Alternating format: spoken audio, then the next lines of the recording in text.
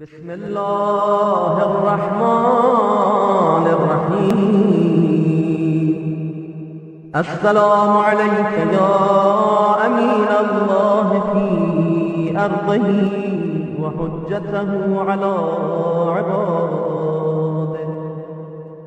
السلام عليك يا أمير المؤمنين.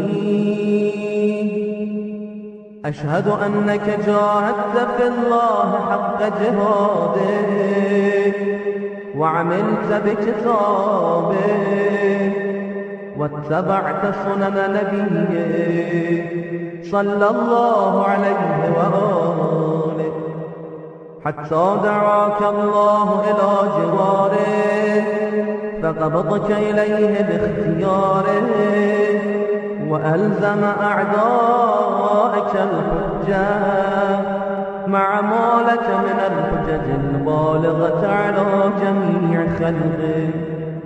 اللهم فاجعل نفسي مطمئنة بقدرك راضية بقضائك مولعة بذكرك ودعائك محبة لصفوة أوليائك محبوبة في أرضك وسمائك صابرة على نزول بلائك شاكرة لفواضل نعمائك ذاكرة لسوابق آلائك مشتاقة إلى فرحة لقائك متزودة التقوى ليوم جزائك مستنة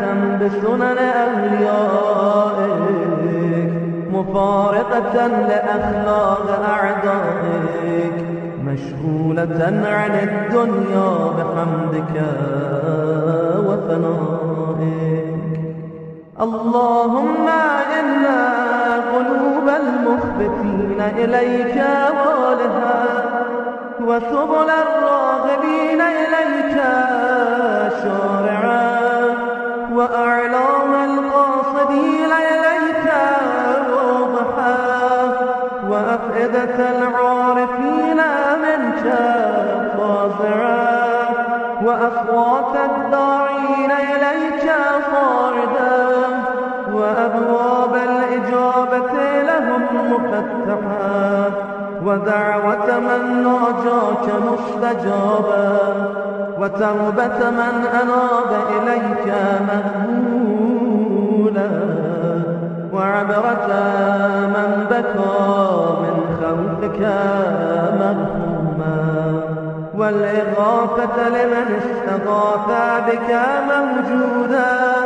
والإعانة لمن استعان بك مبذولا وعداتك لعبادك منجزا وزلل من استبالك مبالا وأعمال العاملين لديك محفوظا وأرزاقك إلى الخلائق من لدنك نازلا وعوائد المزيد إليهم واصلا وذنوب المستغفرين مغفورا وحوائج خلقك عندك مقضيا وجوائز السائلين عندك مغفرا وعوائد المزيد متواترا وموائد المستطعمين معدا ومناهل الظماء مسرعا.